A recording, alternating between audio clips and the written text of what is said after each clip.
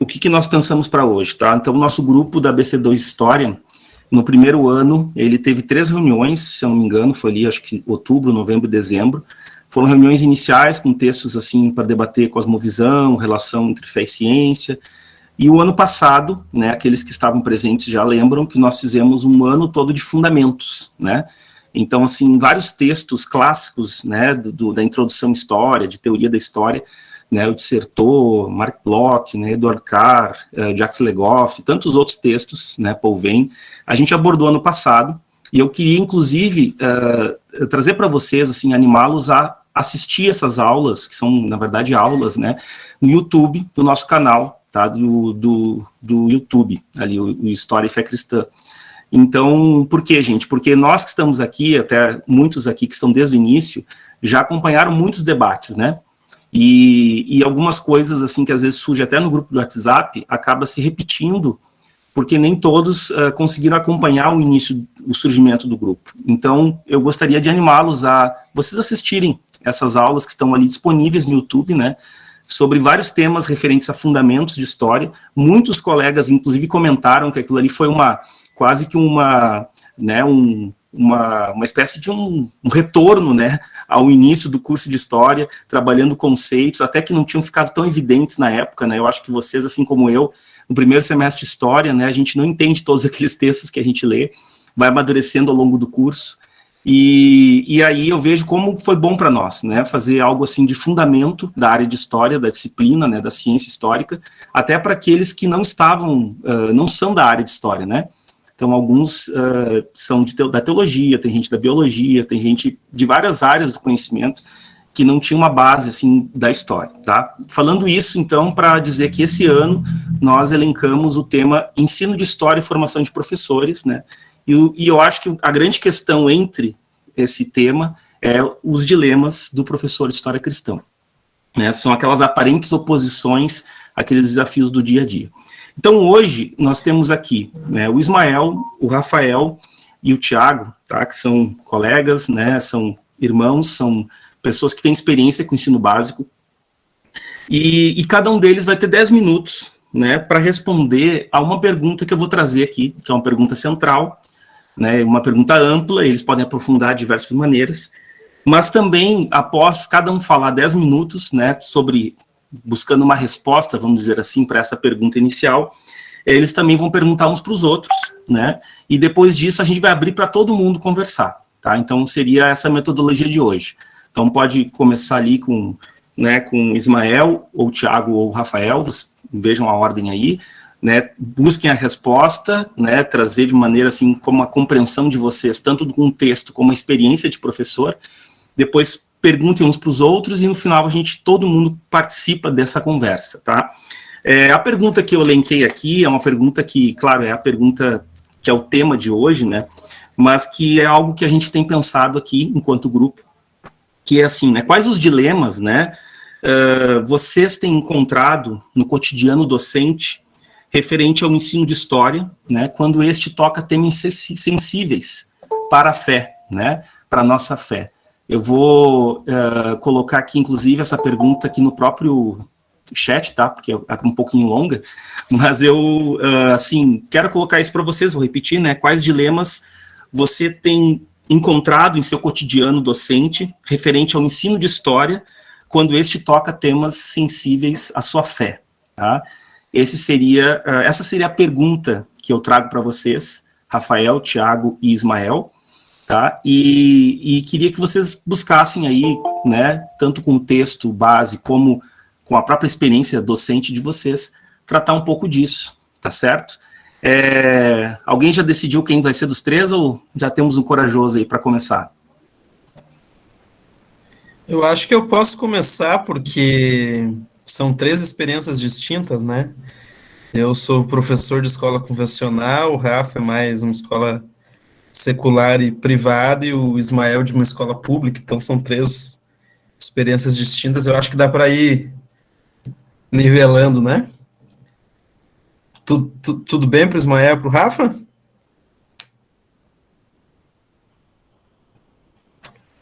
Beleza, então. Na realidade, a minha escola, né, como eu falei aqui na introdução, falando que são escolas diferentes, né, ela é uma escola confessional, é uma escola de educação por princípios, ali em Porto Alegre, né, ligada a uma igreja, ligada à Igreja Batista Brasa, e que, na realidade, quando eu falo que ela é uma escola convencional, eu poderia deixar muito mais claro falando que ela é uma clara proposta de escola missionária e evangélica. Então, ela é muito mais assim que uma escola como La Salle ou como escolas do Grupo Marista, que são escolas confessionais, mas que o estudo, na maior parte das vezes, é mais assim secularizado. No nosso caso, da Escola Cristã da Brasa que eu trabalho, ela não é nada assim secularizada, ela assume mesmo que é uma escola evangélica para os pais, e enfim. E mais do que isso, né? Se a gente for ver o currículo dessa escola, que quando eu cheguei lá já era assim, é uma escola certamente conservadora no que ela defende, e por que não dizer até mesmo uma escola de mais inclinado à direita do que propriamente a outras interpretações políticas, né?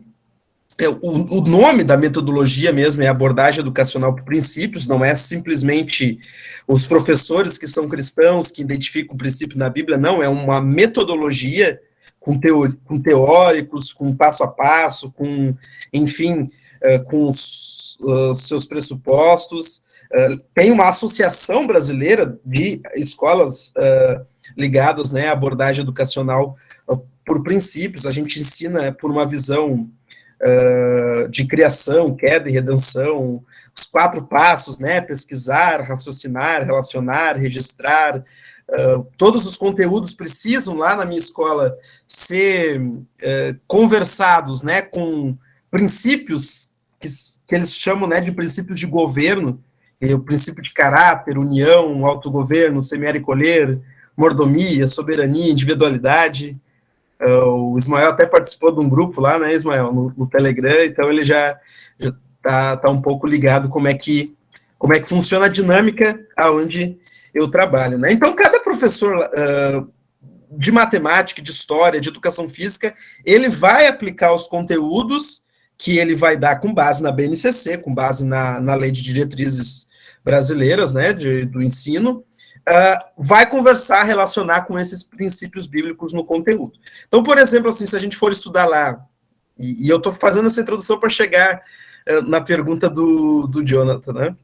Se a gente estuda a história de uma nação próspera, aí a gente vai identificar o princípio de semear e colher lá, como que uma nação que construiu algo, ela lá no futuro, ela vai colher coisas positivas, né? E que construiu coisas negativas, ela vai colher coisas negativas. Quando a gente vai estudar a biografia, né, de um personagem histórico, a gente vai ver lá pela metodologia da escola, que tem passo a passo, os princípios de caráter da vida dessa pessoa, ou se, de acordo com as escrituras, essa pessoa não cumpriu os caráteres de Cristo.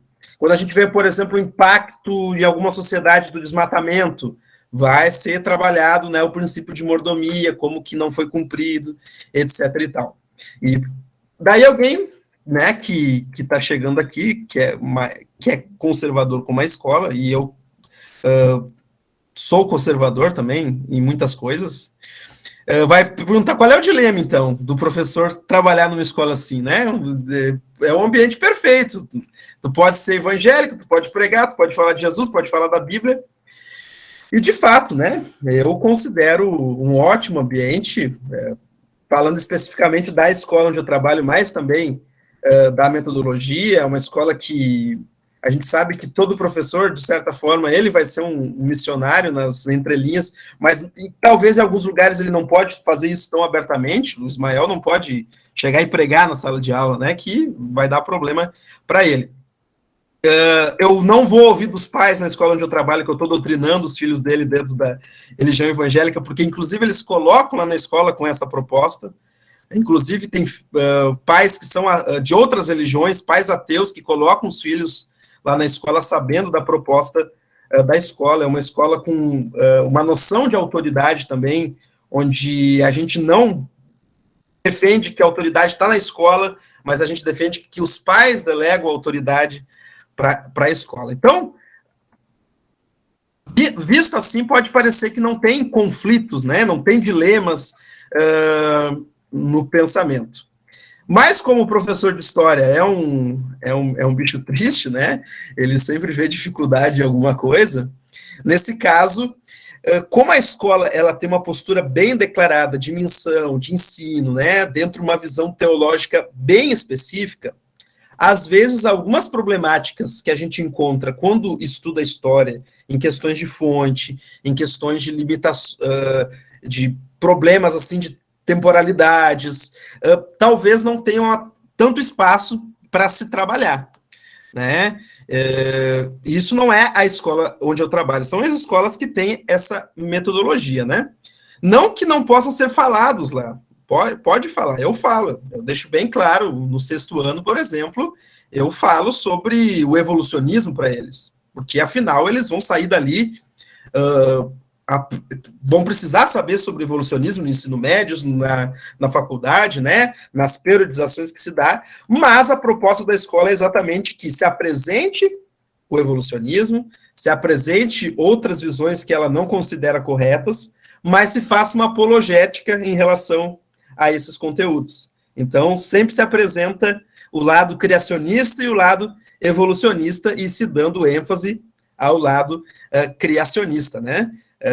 Talvez algumas visões que são trazidas na ABC2, lá, de ciências, sobre as origens, talvez na minha escola não ia dar muito certo se a pessoa ela trouxesse, né? E eu deixo bem claro para os meus alunos que eles não vão encontrar a visão da escola no vestibular, por exemplo. Eles precisam colocar lá no vestibular, quando eles fizerem, a visão que está no livro de história, para que eles consigam passar. Outra coisa, e eu já vou tentar ser rápido aqui, é a questão relacionada com a própria autoridade, né, que às vezes dá alguns dilemas naquilo que se ensina e naquilo que pode ser a proposta da escola, né? Por exemplo, né, aqui no Rio Grande do Sul a gente tem muito forte a ideologia da Revolução Farroupilha, né? A gente tem essa adoração com a Revolução Farroupilha.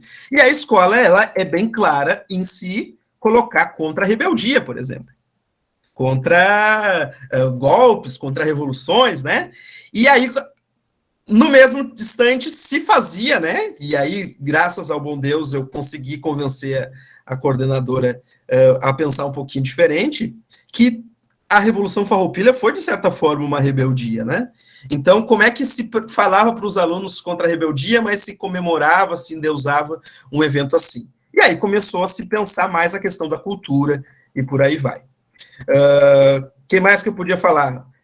É uma escola que ela é reconhecida pelo MEC, ela segue a BNCC, mas a proposta sempre, é um dilema, né? É ter que fazer essa apologética em relação a esses temas. É uma escola que defende a Terra Jovem, é uma escola que é contra o comunismo, é uma escola que é bem declarada as suas visões. Quando o pai já entra na escola, já colocam com esse pensamento de que o aluno vai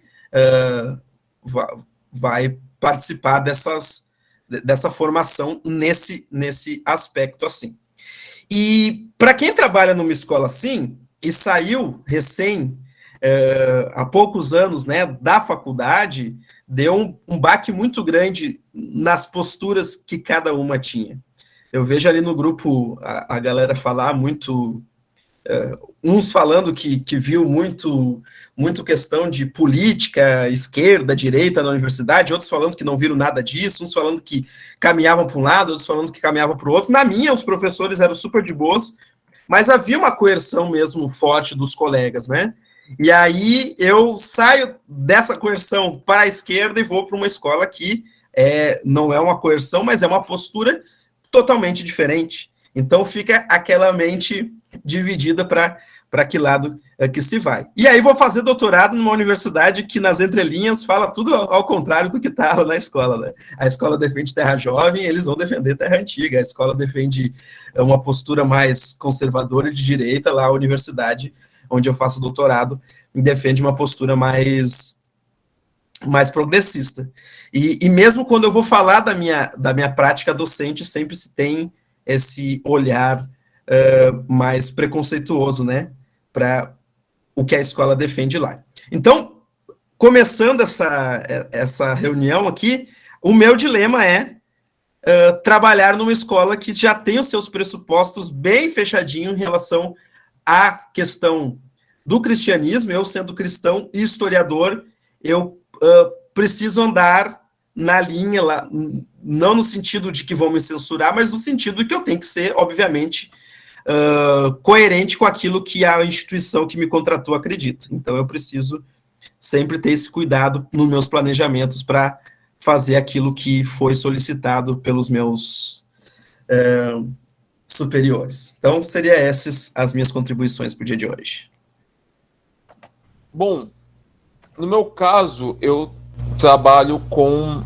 tenho duas escolas, duas instituições de educação básica que eu atuo. Eu atuo num colégio particular, um colégio privado em São Paulo, e também trabalho no SESI São Paulo como professor contratado.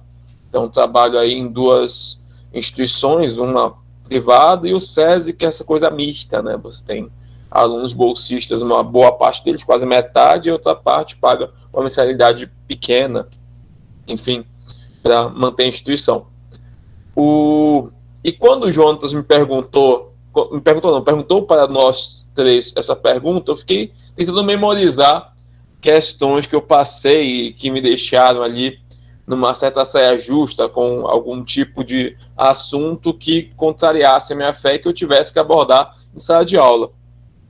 Eu acredito que eu não tive tantos dilemas, embora ainda assim eu não escapei desse tipo de pequeno conflito em alguns momentos, eu vou explicitar para vocês depois, mas eu acho que eu já consegui lidar melhor com esses conflitos em sala de aula, porque de início, quando eu iniciei a minha vida docente, eu não era cristão, eu era um agnóstico, tinha 19 anos, 19, 20 anos, eu iniciei ali minha vida docente no ensino público.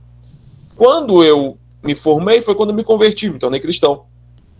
E depois que eu me tornei cristão, eu me infiltrei muito mais, eu me debrucei muito mais no mundo acadêmico.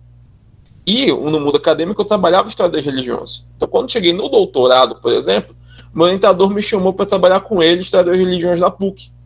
Então, eu dava aula junto com ele para uma turma de mestrandos, e esses mestrandos eram das mais diferentes religiosidades. Então, eu dava aula para líderes budistas, para freiras, para pastores, para mães de santo, e sobre assuntos das mais diferentes religiões. Então, eu trabalhava história do islamismo, do budismo, em história das religiões do Brasil, eu trabalhei religiões de matriz africana. Então, essa diversidade de religiosidades, que muitas vezes são religiosidades que contrariam a nossa fé, eu tive que trabalhar com essas religiosidades, administrar essas religiosidades em aulas e também lidar com esse público diverso.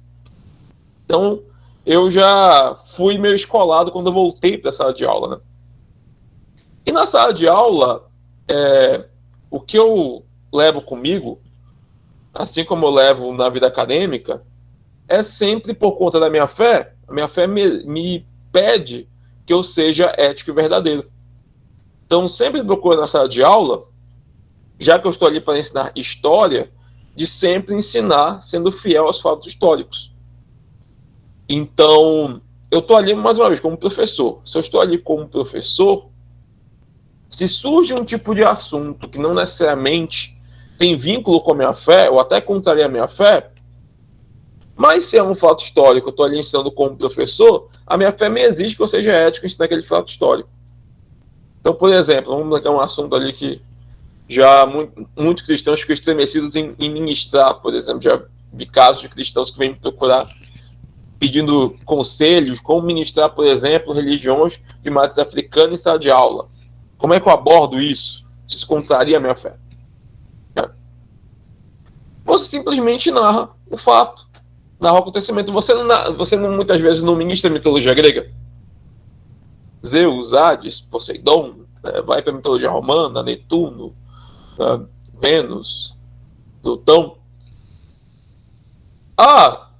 As diversas mitologias das matrizes africanas é algo semelhante.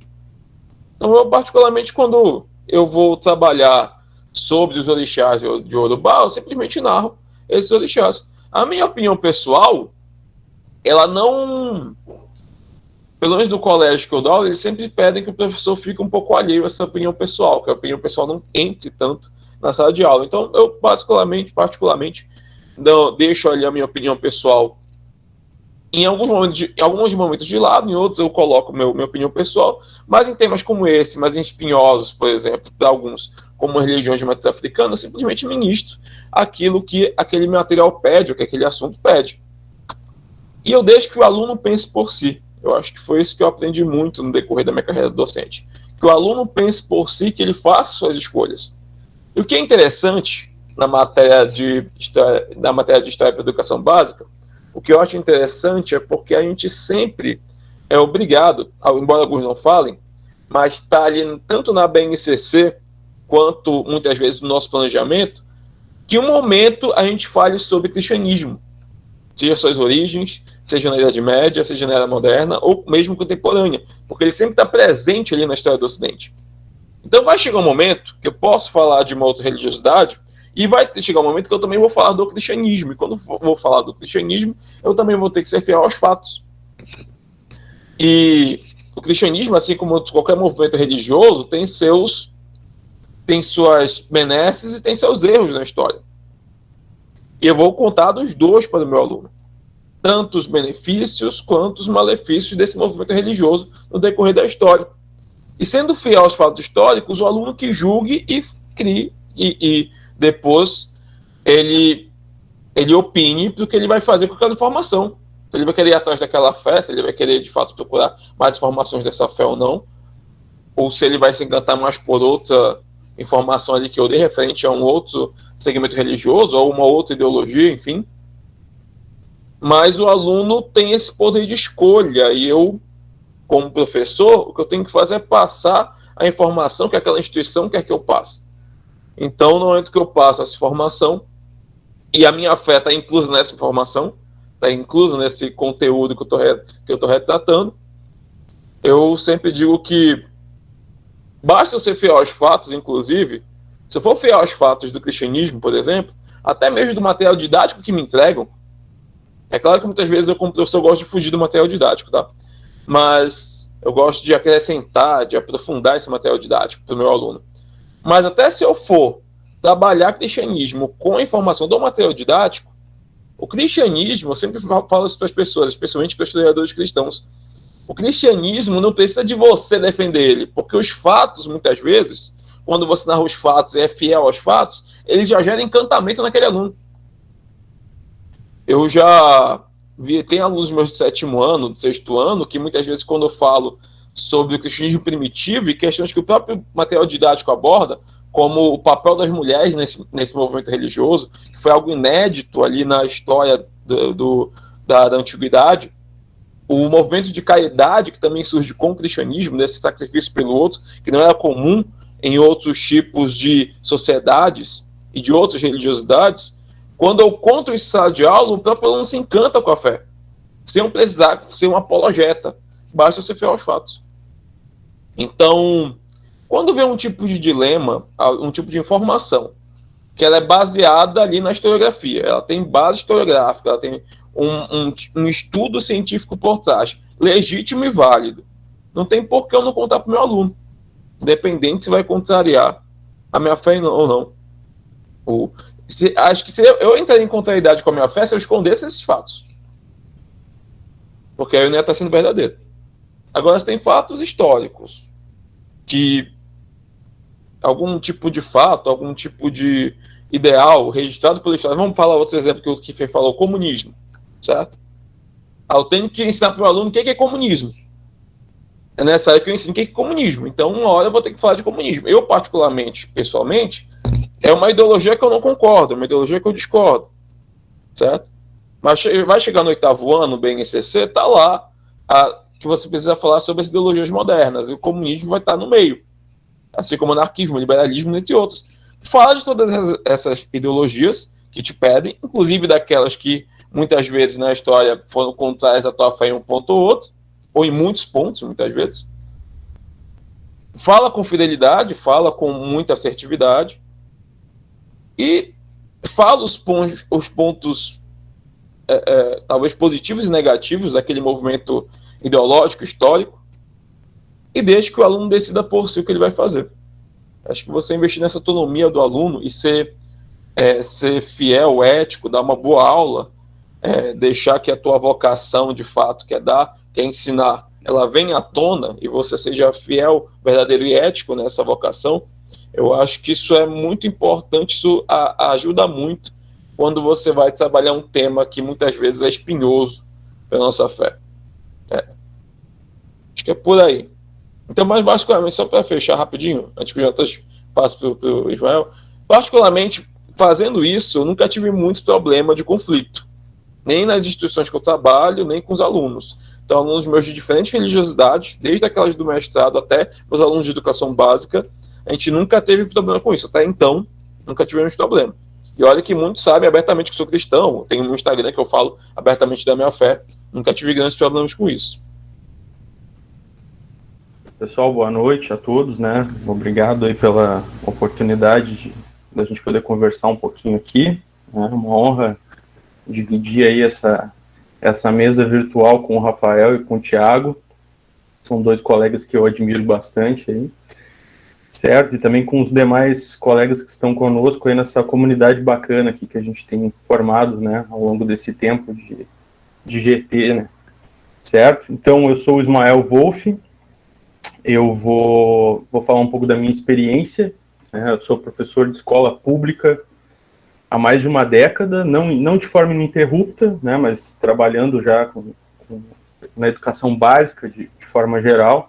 Já trabalhei com ensino fundamental, com ensino médio, com EJA, com Projovem Urbano, né, com outros projetos aí, sempre na escola pública. E é engraçado porque quando eu fui aluno, quando eu fui estudante, eu estudei sempre em escolas privadas, como bolsista, mas sempre em escolas privadas e confessionais, né? Estudei na escola adventista, estudei em uma escola católica e estudei em uma escola luterana, tá? Então, eu tenho um bom conhecimento de como funciona, né, vamos dizer assim, nas instituições confessionais, não como profissional, mas como estudante, né, vivendo lá dentro, esse outro lado da moeda.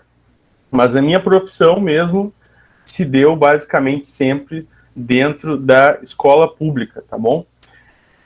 Então, assim, vamos falar um pouquinho, né, eu já falei um pouquinho de mim aqui, eu também sou formado em História, como os demais colegas aí, e eu vou falar, então, desses possíveis dilemas, né, alguns vividos por mim, alguns que eu escuto por aí também, dos professores, né, que são cristãos e atuam em escolas públicas, tá? É um recorte bastante específico que eu vou falar aqui, porque são as minhas percepções, as minhas vivências, né, ou as minhas percepções sobre coisas que eu tenho ouvido também, certo? Então, eu percebo, assim, que muito do que a gente vê de conflitos que aparecem aí pra gente, eles aparecem, gente, da dificuldade de algumas pessoas de entenderem os limites entre o pessoal e o profissional, tá? Entre o privado e o público. Muitas pessoas confundem isso, confundem a sua posição pessoal, né, enquanto cristão, né, ou então a pessoa tem outra religião, ou ela é uma adepta do ateísmo, né, e acabam sendo ativistas, né. Eu já ouvi de pessoas dizendo assim, que legal que você é professor, né, meu sonho é lá fazer o curso de história, e aí eu me faço concurso, passo lá e vou dar aula para uma turma perto da minha casa e vou pregar o evangelho e todo mundo vai se converter, né. É ledo engano, a pessoa não conhece o sistema, não sabe como funciona, né, e está se enganando. Aí a gente tem que explicar como é que funciona, né, como é que é o ambiente de uma escola pública, lembrar que o Estado é laico, né, e é importante lembrar isso. Laico não significa ser laicizante, no sentido de forçar as pessoas, né, ao que seria talvez um ateísmo, qualquer coisa assim, não, mas é um Estado laico que respeita, né, a posição pessoal, individual de crença de cada um, certo? Então, muitas das confusões que acontecem inicialmente, muitos dos dilemas eu percebo que surgem disso, tá? E eu fui percebendo isso aí ao longo da minha caminhada. Óbvio que ao longo desses mais de 10 anos de docência, eu fui amadurecendo também. Então, algumas coisas do Ismael, né, lá do início como professor, né? Hoje em dia eu fico pensando, depois de algumas leituras, depois de algumas reflexões, eu fui aprendendo a lidar com isso aí, até mesmo, né, com a questão da prática, até porque a gente aprende muita coisa na universidade, vocês sabem disso, mas a gente, quando chega na prática mesmo, a coisa é diferente, né? Os meninos aí, com certeza, né, os meus colegas professores aí também vão concordar com isso. Afinal, né, estamos aí, saímos de uma pandemia, né, e ninguém foi ensinado a lidar com isso aí, a gente teve que aprender na prática, né? Esse é um dos exemplos que a gente tem aí. Mas, enfim, gente, lembrando então, né, minha concepção, o indivíduo é cristão, né, e eu sou cristão, né, esse é o primeiro ponto, mas eu tenho que também ter um cuidado de lembrar que eu, enquanto professor, eu atuo na rede pública de ensino, tá? Não é que tem duas pessoas aqui, tá? É a mesma pessoa, mas eu tenho que lidar de formas diferentes no privado, no público, né? Quando eu falo da minha fé, especificamente, quando eu estou ali atuando como profissional, né? Afinal, não existe a profissão de professor de história cristão, né? Ninguém tem a sua carteira assinada como professor de história cristão, ou professor de história budista, ou professor de história ateu. Não, somos professores e cada um, né, vai ter um viés de crença diferente aí, certo? Então, assim, gente, o que eu penso, tá? Que o profissional, no estado laico, ele deve, de certa forma, né, estar despido de proselitismos, o máximo que ele puder, tá? Na medida do possível, alguém vai dizer, não tem como 100%, claro que não tem, mas a gente tem que atuar de forma ética, tá? E o que a gente pode pensar sobre isso, né? Em que sentido proselitismo, né? Como que a gente tem que se despedir disso? De proselitismos que possam incentivar ou constranger as crenças de alguém, tá? Então a gente tem que ter esse cuidado aí, tá? Talvez muitos profissionais se percam porque não saibam fazer essa diferença, certo? Então a gente tem que sempre respeitar as crenças religiosas de outras pessoas, sejam colegas ou alunos ou estudantes. Tá bom? Muitos conflitos surgem dessa dificuldade de entender isso, de que há um limite, de que há um cercado. Ele não é claro, mas a gente tem que, de forma ética, se movimentar de forma a não constranger ninguém, ou a não incentivar a nossa prática religiosa para o outro. Esse não é o espaço para isso, né? Se eu fosse pai de um estudante, eu não ia querer que um professor, por exemplo, que tivesse uma religião que não fosse a minha, ficasse incentivando, né, o meu filho a seguir a religião dele, certo? Então, vamos continuar aí também, né? Outra coisa, o pessoal falou em metodologia, né? Não há uma metodologia imposta, no meu caso, no município onde eu trabalho, tá? Então, eu tenho liberdade de cátedra sob supervisão. Tem uma supervisora na escola, né? O negócio não é feito só da minha cabeça, isso aí se conversa, né, e tudo mais. Existe uma secretaria de educação também, que cuida disso tudo, certo? Mas essa liberdade de cátedra, ela se dá, né, no sentido da lei, né? Eu tenho que agir de acordo com a lei, de acordo com a LDB, certo? Que é a Lei de Diretrizes e Bases da Educação. Eu tenho que agir de acordo com a BNCC, que é a Base Nacional Curricular Comum, certo? Que está aí para todo mundo na educação básica. E a partir da BNCC a gente trabalha habilidades e competências. Eu não posso simplesmente dizer, não, eu não vou trabalhar sobre as questões envolvendo as origens dos seres humanos. Tá? E aí, eu não posso fazer isso, né? Eu tenho que entender que eu estou ali e eu tenho que ensinar essas habilidades e competências previstas na BNCC. Em alguns momentos, falando da história do cristianismo, da história da igreja, também, apontando as falhas da igreja, né? Mas eu tenho que ser correto. E eu não vou trabalhar com meias-verdades, não vou trabalhar com mentiras, né? Principalmente como cristão, eu tenho que ter essa questão ética aí clara, certo? Outra coisa, cultura africana, né? Nós temos aí, história e cultura africana, duas leis, a Lei 10.639 de 2003 e a Lei 11.645 de 2008, e dizem, né, estabelecem que a gente tem que trabalhar cultura e história da África, né, afro-brasileira. Muitos professores talvez não queiram trabalhar com isso, né, fazem algumas restrições, não quero trabalhar, não quero falar do mito dos Yorubás, lá os mitos fundadores, não quero falar da religião. Talvez na religião vivida deles, eles terem certos conflitos com essas religiões, certo? Por entenderem que há uma disputa espiritual, enfim, por uma disputa de governo, né? A gente sabe que o cristianismo ele é diverso na questão de pensamento sobre isso aí, como se posicionar.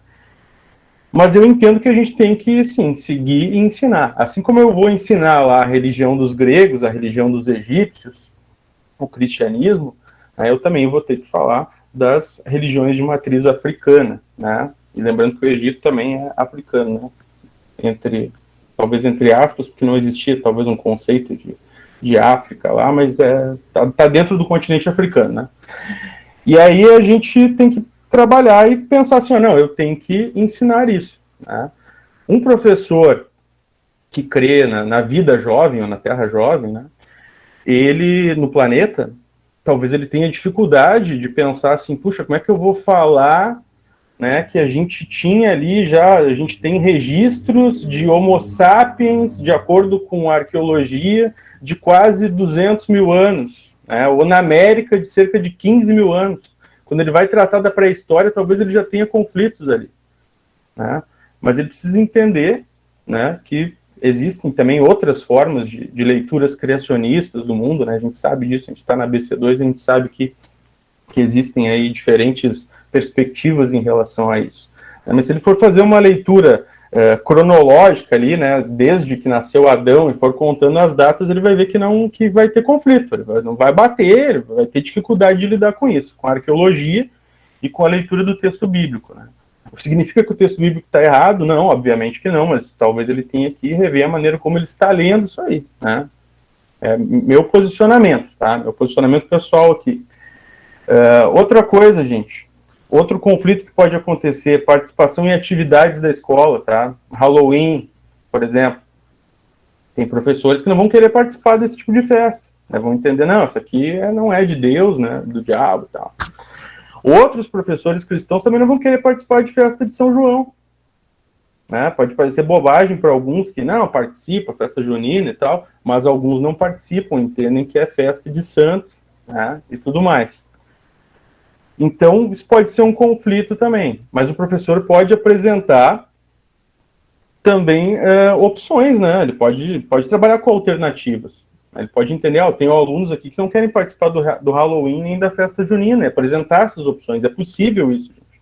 Tá? Não vem assim uma ordem de cima para baixo e cumpra-se, não há espaço para diálogo, tá? Na escola pública, inclusive para a diversidade e para a pluralidade. Né? Então, respeitar a pluralidade significa respeitar quem pensa diferente, colegas, alunos, né? Mas saber se posicionar quando limites são rompidos. Aí é nesse sentido que eu tenho trabalhado, respeitando. Já teve aluno que chegou para mim e disse, professor, eu não quero fazer esse trabalho aqui dos deuses do Egito, porque eu sou de uma igreja evangélica e meu pai não deixa, minha mãe, não sei o quê.